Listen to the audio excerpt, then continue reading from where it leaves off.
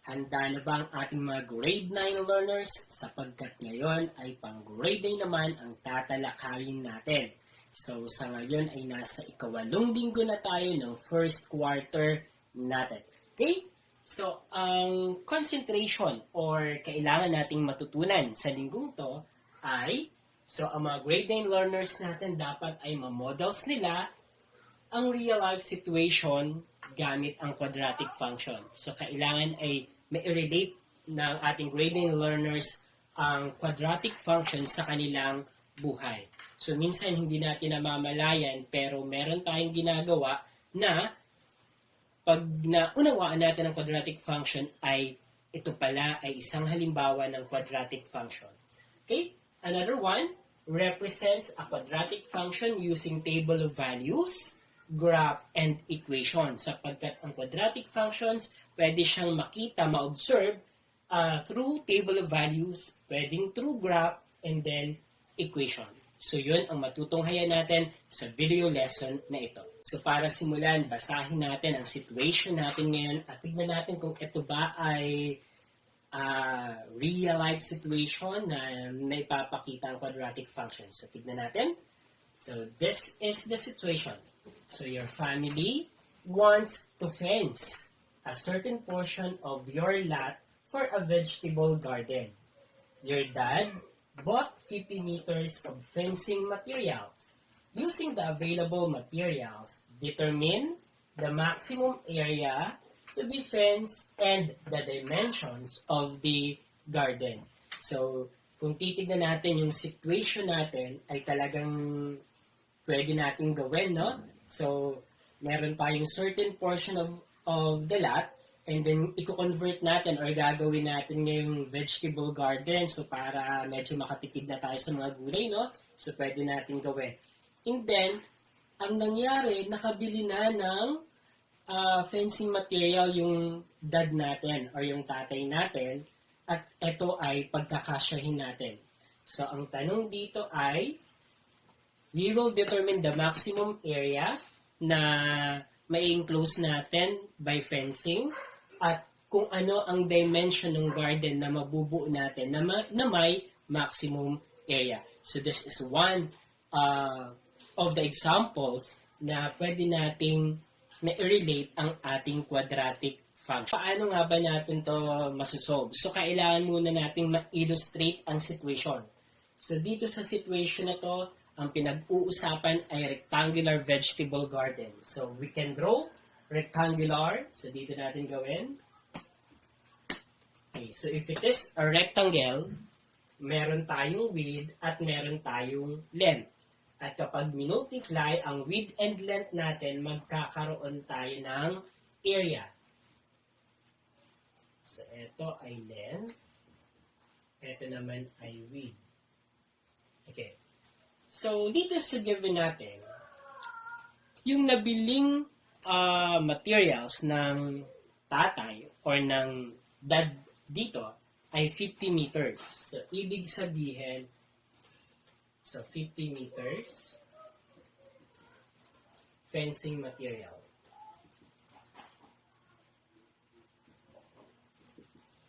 So, kung ito yung lot natin, pag sinabing fencing material, ang fini-fence natin or binabakura natin ay yung gilid, di ba? So, ibig sabihin, etong part na to or portion na to, ang lalagyan natin ng fencing material natin. Okay. So, we have width. So, kailangan natin kunin yung haba ng width, yung haba ng length. Ito ay another width at another length. So, dito, kung titignan natin, kung ito ay width, length, ito ay width, and then this is length, we will have 2 width, or else I will have width plus length plus another width plus length must be equal to 50. Kasi, yun ang kailangan nating bakuran. Yung haba ng unang width, unang length, pangalawang width, pangalawang length. So, meron kasi tayong dalawang width, dalawang length sa ating rectangle. Ano po? since four-sided ang ating rectangle.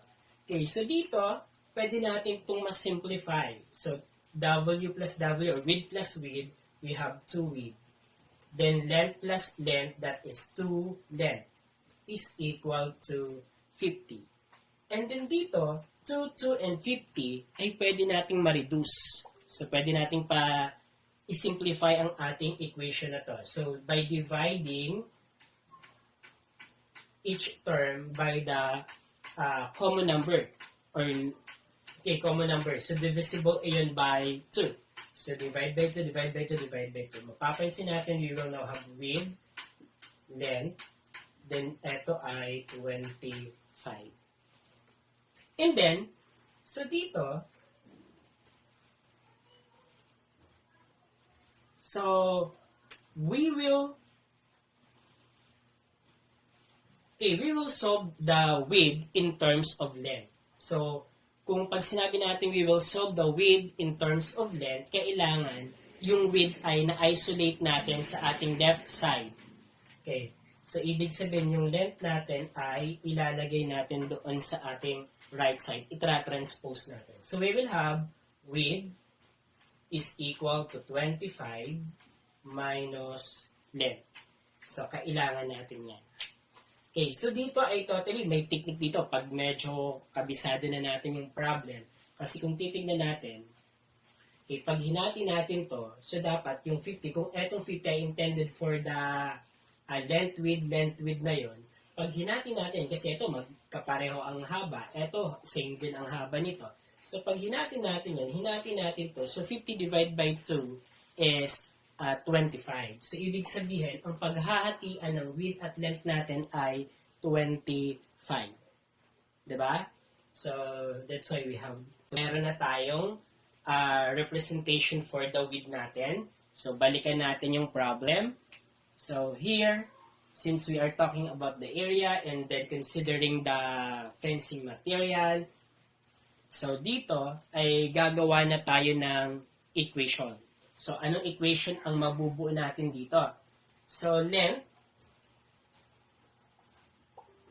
times width is equal to area.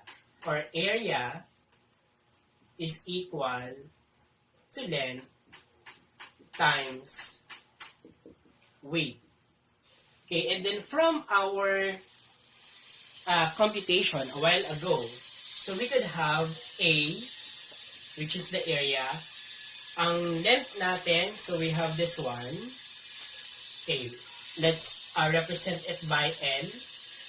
And then ang width natin, we have 25 minus L. Okay, so kung titignan natin kasi, so from this part, so W plus L is equal to 25. And then, kinuha natin yung width natin. So, for us to find the representation for the width, tinranspose natin yung length doon. Kaya, we have 25 minus length is equal to width. Okay. So, here, this is our length, and then this is our width. And width is represented by 25 minus length. Okay, so mamaya makikita nyo, mas malilinawan kayo kapag or nilagay natin sa table of values ito. Okay, so by operating this, so multiplying L to 25 minus L, we will have this one. So 25 L minus L squared because L times L is L squared. Okay, mapapansin natin ngayon. Okay, so ilagay natin sa standard form niya. Okay, 25. Okay, so negative L squared plus 25L. Okay. So, eto na ang ating equation at eto ay nagpapakita ng function.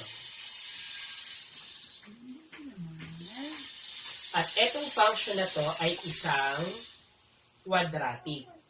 Bakit quadratic? Quadratic siya kasi kung titignan natin, ang degree ng ating function ay to the second degree. The highest exponent ay 2.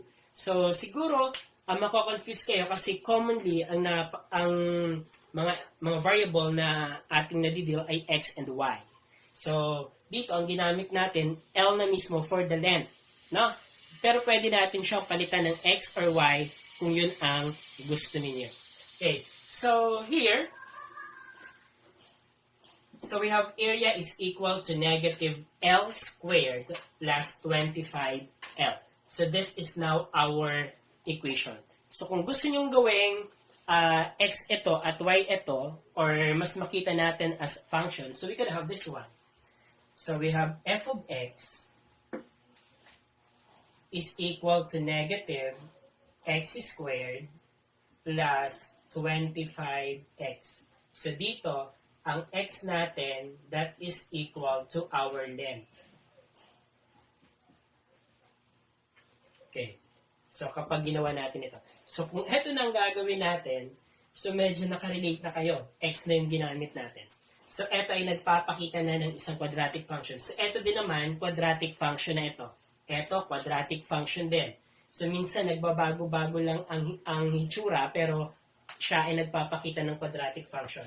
Yung f of x, pwede siyang gawing g of x. Pwede rin nating makitang y. Okay. So, etong mga to, etong f of x, g of x na to, y na to, ito ang tinatawag nating dependent variable. So, dependent variable yan. Mamaya, ipapaliwanag ko.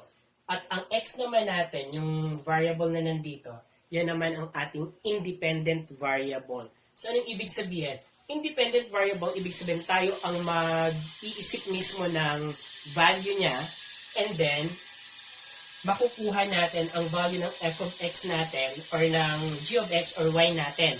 So, kaya ito ay dependent variable kasi nakadepende siya sa kung ano ang value ng ating x. Okay. So, itong apat na to ay nagpapakita ng quadratic function. So, minsan ay iba-iba lang ang itsura, pero isa lang ang ibig sabihin niya. Ano po? So, pwedeng isulat na ganito. Kung nalilito tayo na length ang gamitin at area ito, so we have f of x is equal to negative x squared plus 25x. Yung L, pinalitan natin ng x. So, ito namang area, pinalitan natin ng f of x. Okay, so pwede rin g of x, or ito ay negative x squared plus 25x. So, ito ganun din. Okay. So, pipili lang tayo kung ano ang gusto natin dyan. Pero yung mga yan ay nagpapakita ng quadratic function. Okay? So, ngayon ay i-continue natin. So, na-reveal na natin ang kailangan nating equation. So, okay na tayo kay equation. Na-model na rin natin ang real life situation natin. So, okay na tayo dito. Ayan, okay na tayo dyan. So, ang equation nito ay, so we will use this one. F of x is equal to negative x squared plus 25x. Kasi ito ang commonly makikita natin sa mga libro natin. But as I've said, yung f of x pwedeng y, pwede naman siyang g of x. Ayun. So, ito ang ating dependent variable, samantalang x natin naman ay ang ating independent variable. Okay, kailangan ko na itong burahin.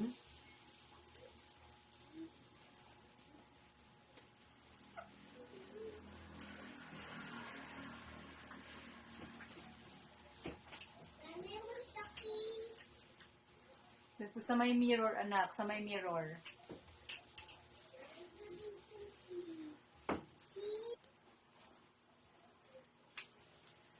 Okay, so eto na.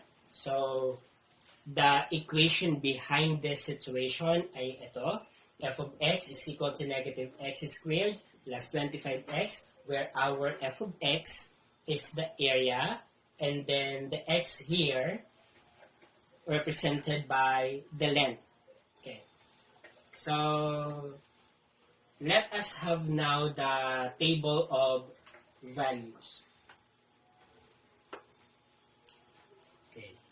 So, given the length, okay, so given the length, and then our width, what will be the area? Okay, so here, if our length is what? Take note that our width is 25 minus n. So, ito yun. Yung kinupit natin kanina. Okay. So, let's say that my length, ang length, trinay ko muna na ang length ay 1. So, ang width, so kung ito ay 1, ang width ay 25 minus 1, this is 24. Then the area is the product of 1 and 24. So 1 times 24 is 24. Okay, next. Paano kapag ang length ay ginawa kong 2? So kapag 2 ito, 25 minus 2, this one is 23. And then kapag minultiply ko ang 2 and 23, I have 46. Okay, next. Maximum na ba siya? Maximum area? Hindi pa. So, next to that, we have 3.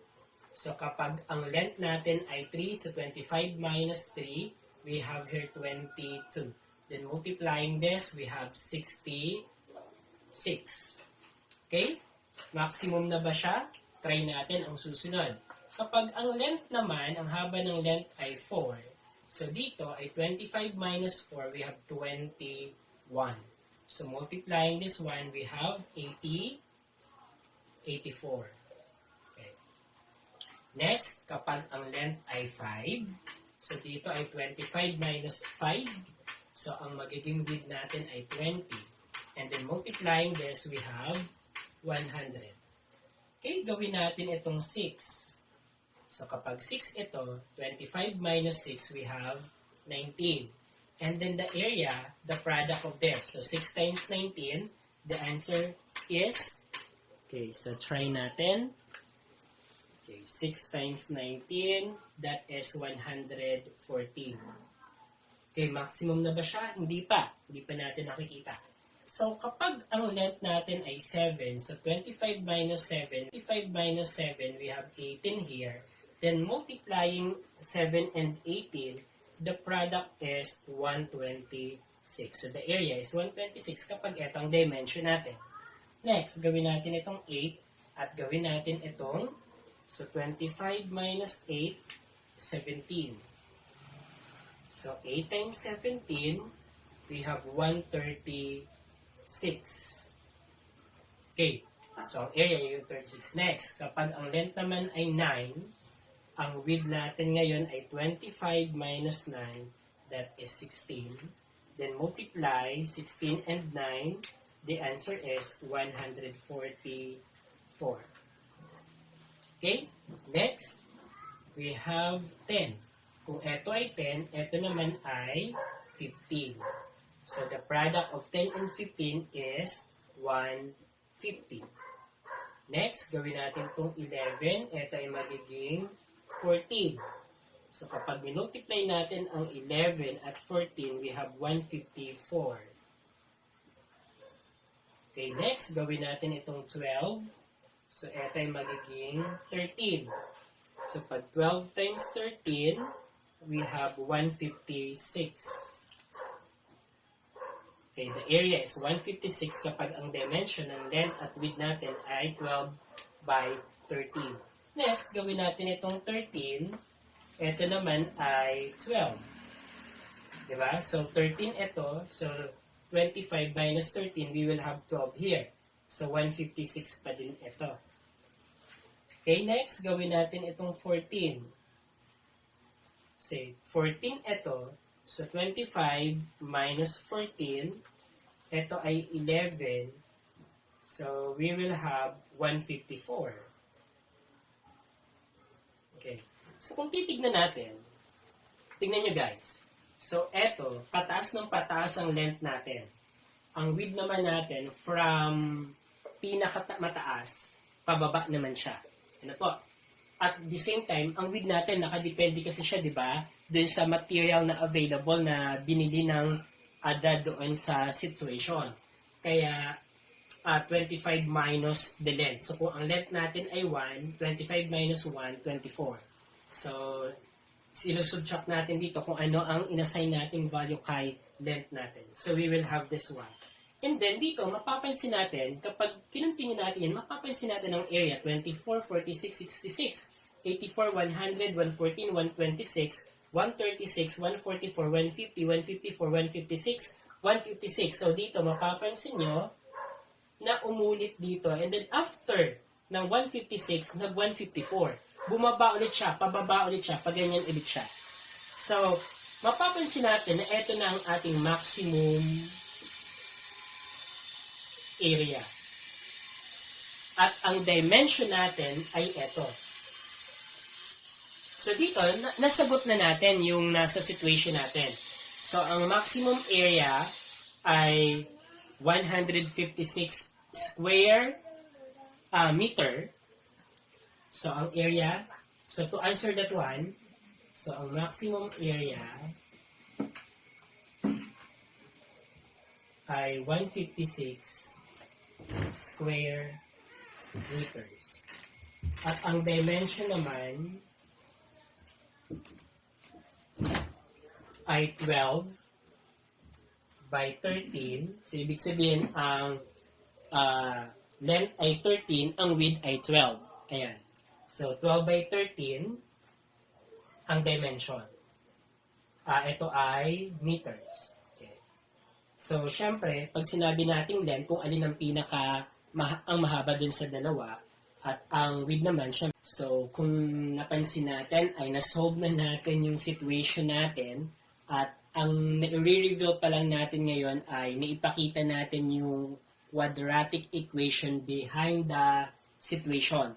And then, gumamit tayo nito at nakuha natin yung maximum area na 156 square meters na sabi nating maximum na iyon sapagkat nung trinay natin yung length na mga sumunod ay bumababa na ang area ng mga sumunod. So, ito na yung pinakamataas na area na pwede nating makuha dito sa situation natin. At ang dimensions naman na kailangan natin to have that maximum area ay ang 12 by 13 meters na dimension. So, ibig sabihin, ang width ay 12, ang length ay 13. Ayan. So, ngayon, continue tayo. So, ipapakita naman natin through table of values. So, paano natin may papakita ang table of values na yan? Actually, itong table of values ay hahawig lang dito. Pag inalis ko to, etong dalawa yon. Kaso kailangan ko ng area ngayon na medyo malaki, so para doon sa bagay na yan. Okay. So siguro, and at the same time, common lang table of values na nakikita natin ay ganito.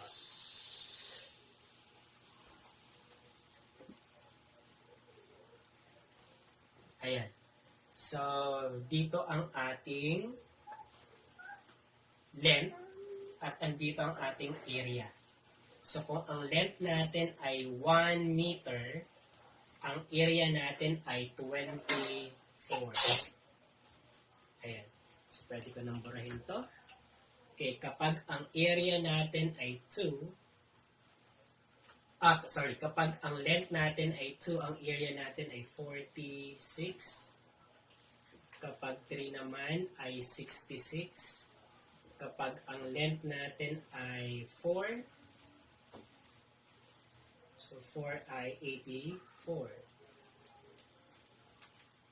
Okay, 5, 100. Okay, namili pa ako. So, burahin ko na para hindi tayo malito. Okay, and then 6, 7, 8, 9, 10, 11, 12. Okay. So, 100. Pag 6 ay 114. Pag 7 ay 126. 136. 144. 150. 154. And then 156. Okay. So, medyo kulang. Dagdagan pa natin. So, ang continuation niya ay dito na natin ilagay.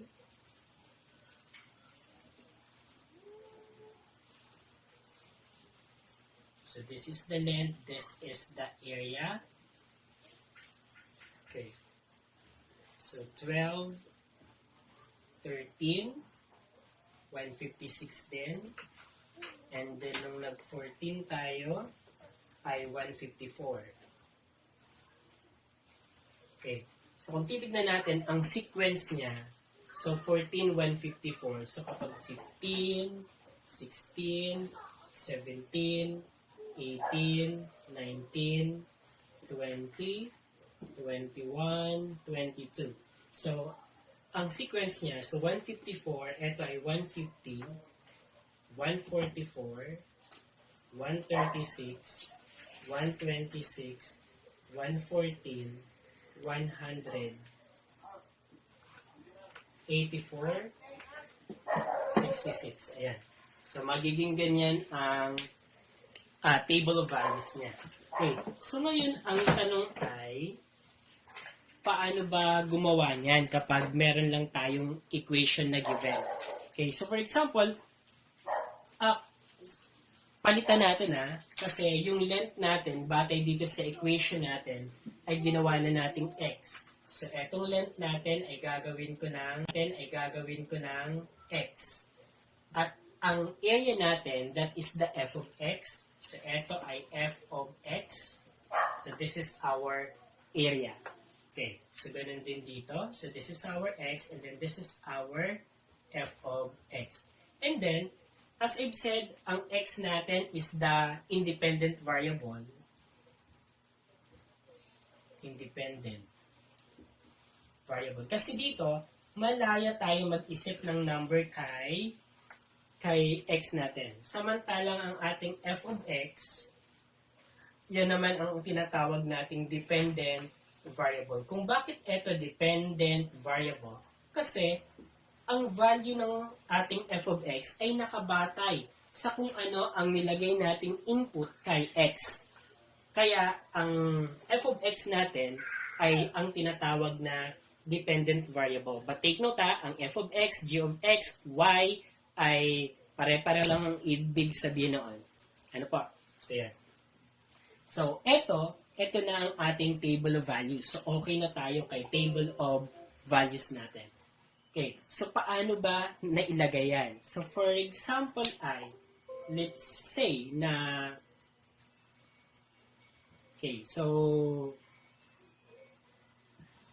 i-test na lang natin, ano po?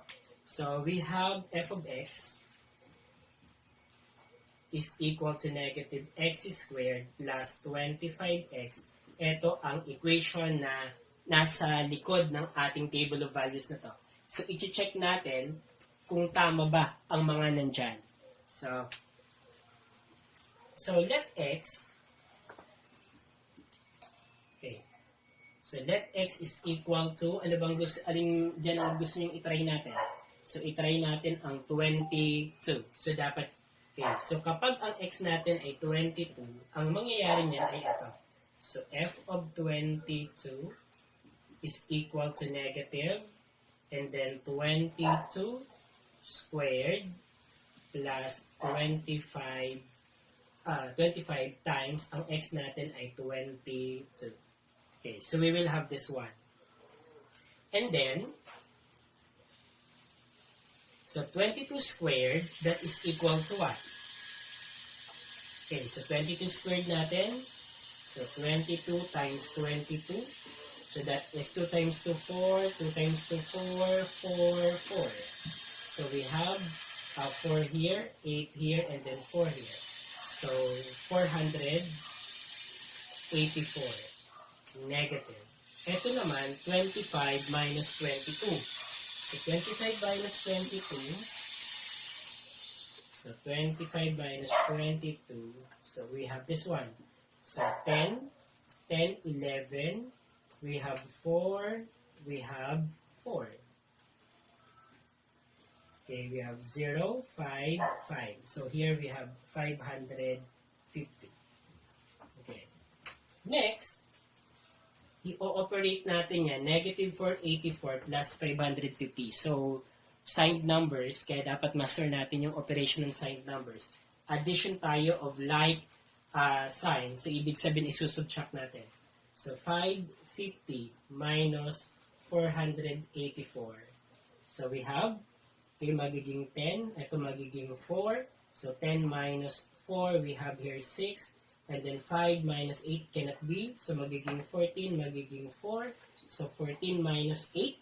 So, we have 6. So, the answer here is, and at the same time, 550 is the number with higher absolute value. Positive siya, kaya ito ay positive 66. So, ang answer natin ay 66. Kung mapapansin natin, ito na siya. So, tama naman. And then, ang tinest natin ay ito. Ayan. So, may tanong ba? May katanungan ba kayo tungkol dito? So, naipakita na natin ang okay, so mas palalimin natin ang kaalaman natin dito sa table of values na ating dinidiscuss. Okay, so binura ko yung number natin or yung value natin dito sa f of x natin. And at the same time, nandito pa rin tayo sa quadratic equation na quadratic function na ito. Okay, so paano ba natin makukuha yung mga f of x na value? Okay, so dito, ang x natin ay 1. So, ibig sabihin, isa-substitute natin ang 1 natin dito sa x natin. So, we will have f of 1 is equal to negative. Ang x natin ay 1. So, we have 1 squared. And then 25 times 1. Okay, so here, we have negative 1 squared is 1 times 1. So, that is 1 pa rin. And then here, 25 times 1 is 25.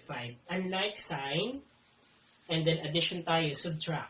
So 25 minus 1, that is 24.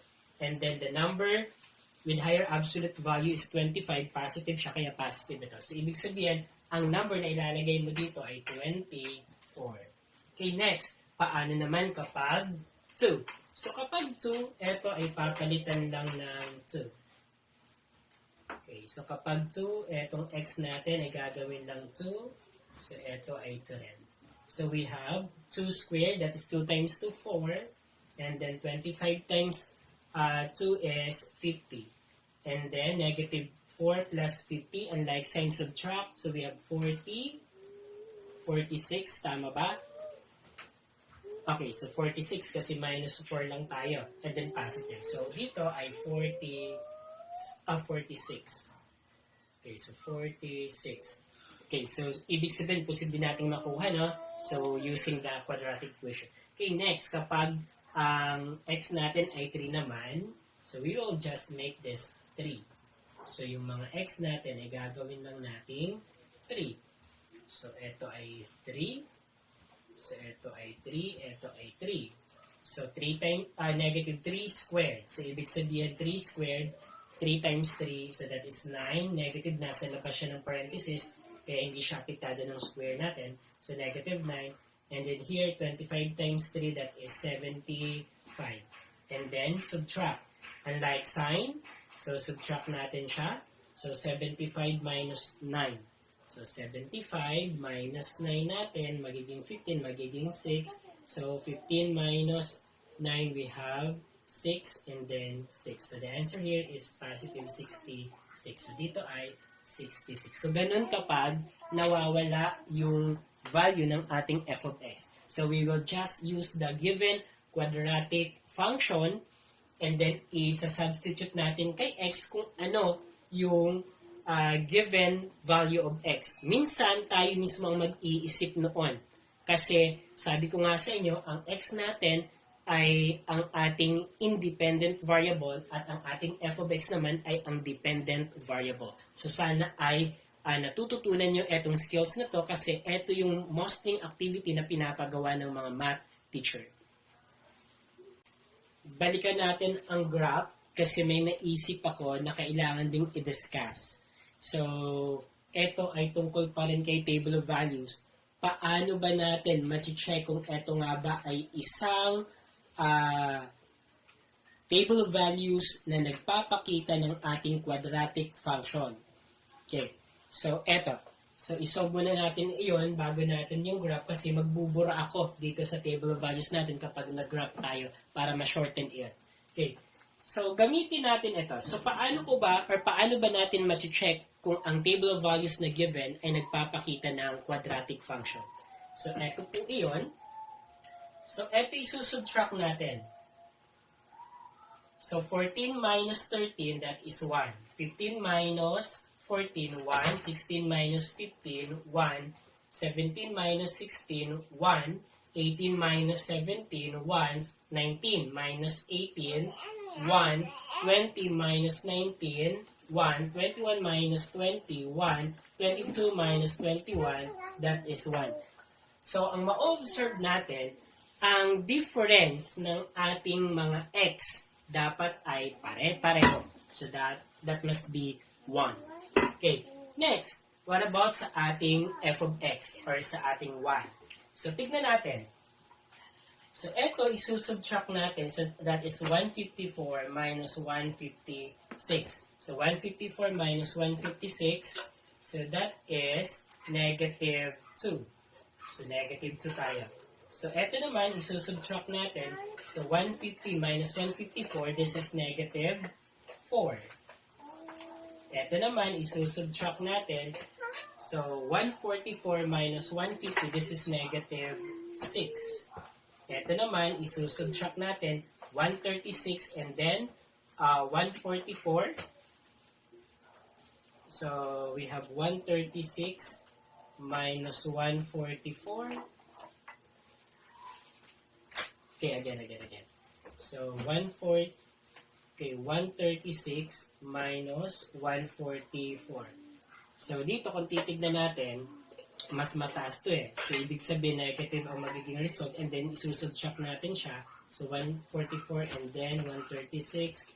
So, 14, ito ay magiging 3.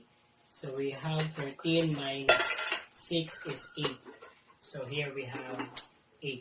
And then, eto naman, 126 minus 136. So, eto negative 10. So, kung mapapansin natin, may pattern din, no? Negative 2, negative 4, negative 6, negative 8, negative 10. So, ibig sabihin, ito ay negative 12, negative 14. Okay. So, eto ay negative 16, negative 18. So, kung titignan natin dito sa first difference, so first differences ng ating y values or f of x values, mapapansin natin ay magkakaiba pa. Pero tignan natin sa pangalawang difference. So, let us get the second difference or differences ng mga to. So, tignan natin. So, subtract natin to negative 4 minus negative 2. So, since negative ito at negative din to, so magiging change the sign of the subtrahend and proceed to addition. So, magiging itong plus, magiging positive to, magiging plus ito. So, the answer here is negative 2. Okay, and then ito naman, subtract din natin. So, negative 6 minus negative 4. So, magiging positive, magiging addition. So, negative 2. Okay, next naman ay ito.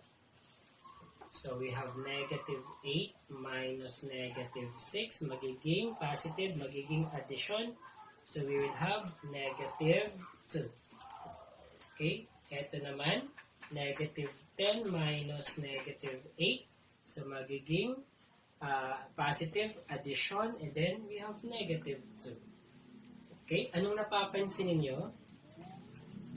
So, negative 12 minus negative 10, magiging positive, magiging addition, we have negative 2. Pag sinubtract natin, negative 2. So, dito, makikita natin na kapag sinubtract natin ang second differences nila, ay pare-pareho. So, same ang second differences. So, yan ang pwede nating tignan para ma-distinguish natin kung ang given table of values ay nagpapakita ng isang quadratic function. So, sana'y nakuha niyan, guys. So, eto yon, ha? So, eto, kapag ginawa din natin to, since this is connected to this, eto rin ang kalalabasan or parang ganito rin ang kalalabasan. So, dapat, ang first differences ng x natin ay pare-pareho. Dito naman sa differences ng ating y values or f of x values, ang second differences dapat yung pangalawa. So, after natin makuha yung first differences, yung pangalawa dapat ay pare-pareho para masabi natin na etong table of values na to ay nagpapakita ng isang quadratic functions. Ayun. So, balikan na natin guys yung graph ng quadratic functions. Okay, so dito, pipili lang ako yung mga importante natin. So, we have, okay, eto kailangan natin. Eto burahin na natin para mabawasan ang itlaplat natin.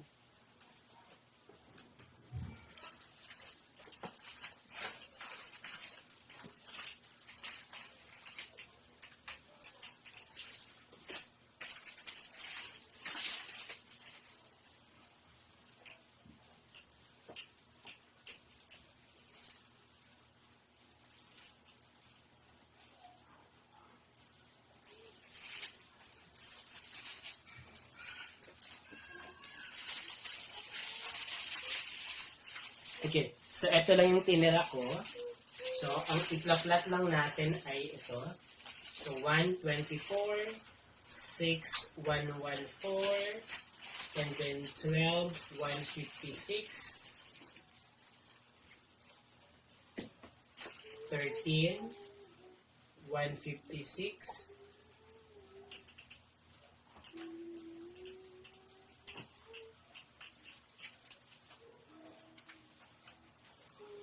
okay, nabura ko yung isa. Okay. So, paano ba natin ito ipapakita sa graph? Okay, so kung titignan natin,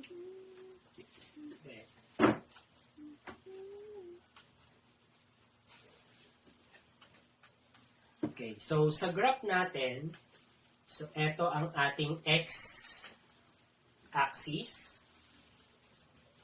Ito naman ang ating y-axis. Kaya nga ang f of x natin, that is also equal to y. Okay.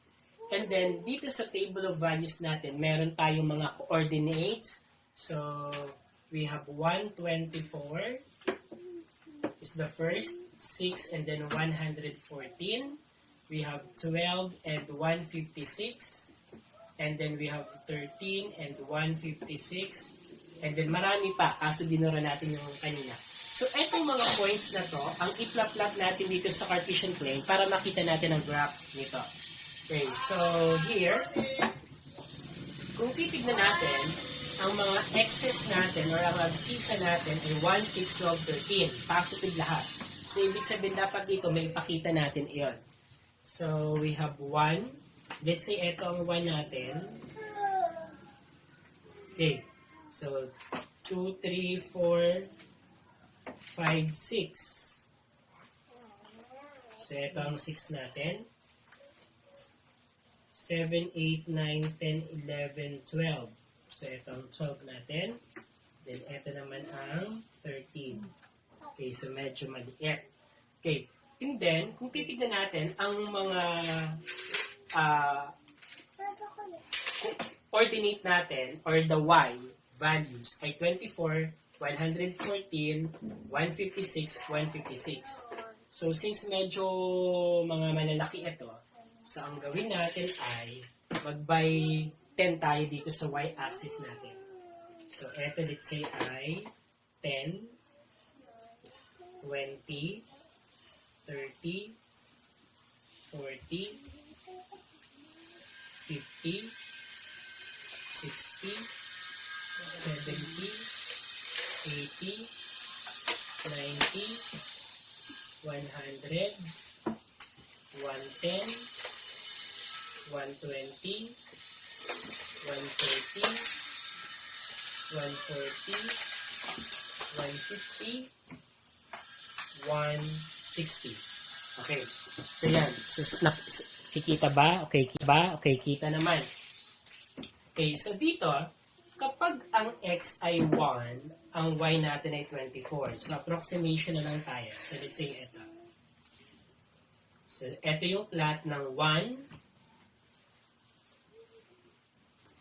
24 natin. So, ito ang x natin dito titignan.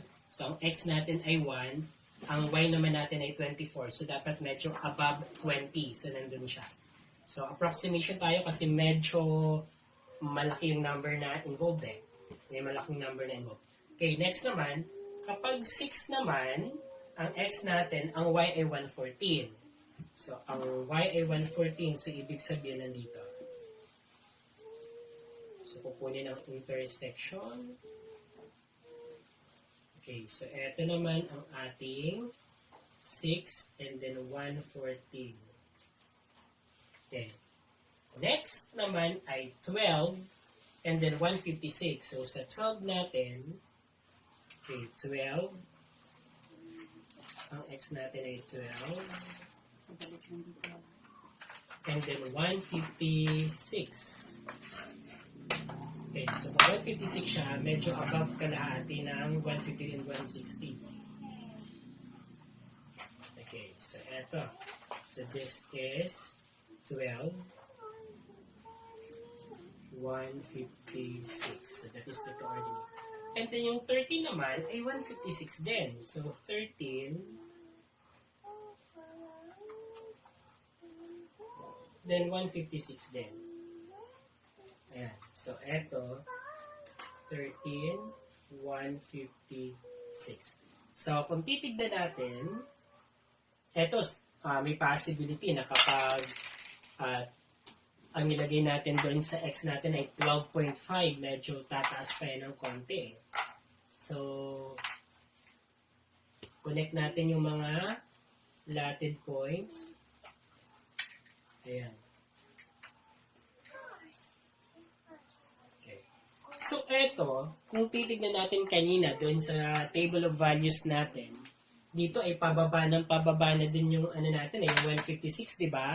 So, pababa na rin yon. Hindi na siya tumaas pa. So,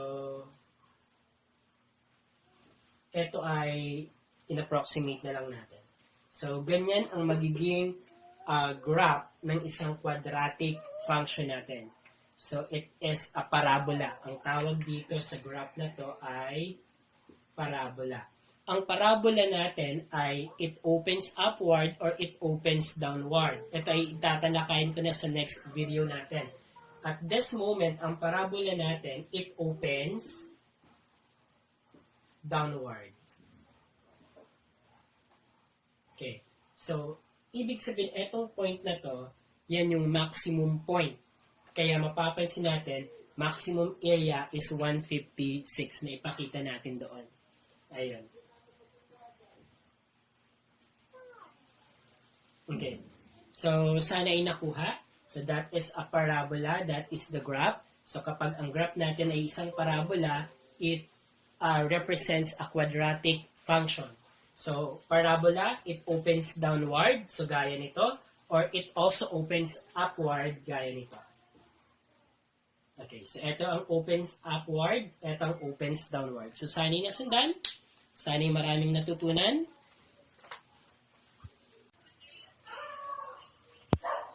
Okay, so napansin natin na ang maximum area natin ay 156 square meter. Ang dimension na natin na nakuha kanina ay 12 by 13 meter. Okay, kasi naaalala ko lang na kapag maximum area, parang ang nangyayari dito, parang the same ang dimension niya. So parang yung length and width ay pareho. So dito, sa problem natin, kung integral number ang hinihingi, so pwede na ito as our answer. Integer ang hinihingi na measurement. Kasi, pag sinabi kasi nating number, may possibility na pwedeng may mga decimal point tayo. Na, so dito, na-observe din natin sa graph natin na between 12 and 13, so dito kasi 12, 156. Ito 13, 156. So may possibility na yung gitna ng 12 at 13, sa gitna noon, ay nandoon yung pinaka-maximum area niya o yung pinaka-peak ng ating parabola. Yung maximum point. Ano po? So dahil dito, kaya i-continue natin. So titignan natin or hahanapin natin yung pinaka-maximum area.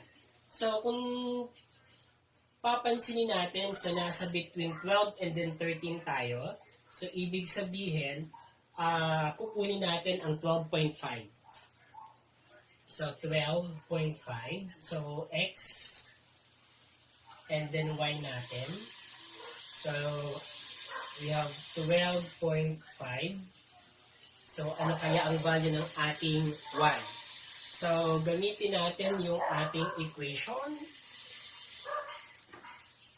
Okay, yung equation natin ay f of x. So, eto, or f of x is equal to negative x squared plus 25x. And then here, ang x natin ay 12.5. So, we have 25 times 12.5. Ayan. So, f of 12.5. Okay. Then, i-compute natin ito. So, compute natin. So, ang 12.5 natin times 12.5 ay negative 156.25. And then, ang 25 times 12.5 naman natin ay 312.5. Okay, at this moment, we have negative 156.25 plus 312.5. So, unlike sign, kaya magsusubtract tayo. So, 312.5 minus 156.25, the answer is 156.25. Okay. So, ibig sabihin, sa gitna nitong 12 and then 30 natin, so dito, meron tayong 156.25. So, compare this one to 156, mas mataas pa din ang area nito. Kasi we have 25 hundredths na mas mataas kumpara kay 156. So, therefore, kung allowed tayo doon sa mga rational number na or fraction part, so hindi yun ang magiging maximum area natin. So, ang magiging maximum area natin ay 156.25. Okay. So, ilagay ko dito. So, kapag hindi integral number ang hinihingi, so, ang maximum area natin ay 156.25 square meters. And then, ang dimension natin, okay, ang dimension natin ngayon, so 12.5, okay, so 12.5 by 12.5. Okay, bakit 12.5 by 12.5? Kasi, kung ang length natin ay 12.5, ima-minus natin siya kay 25 kasi yung kalahati ng 25, di ba? Ay ng 50 ay 25. So yun ang paghahatian ng length at width natin. So kung ang length natin ay 12.5, so yung width natin ay 12.5 din. So ibig sabihin, ang shape ng ating garden ay magiging square to have a maximum area. Take note that square is under rectangle, kaya pwedeng maging sagot ito. So, the dimension is 12.5 by 12.5 meters, and then the maximum area is 156.25 square meter, and then ito kapag allowed tayo ng mga decimal numbers or fraction part. Pero kapag integral lang, may integral sa problem natin, so we could have this one. In which, in reality naman, so minsan ay dito tayo kay may exact measurement, no? But still, pwede din naman etong mga may decimal part. Okay? So, sana ay naunawaan at sana ma-apply natin ito sa real life situation natin sapagkat yun ang pinaka-the best learning natin. So, yung theory natin kay math, dapat may i-apply natin sa real life situation natin.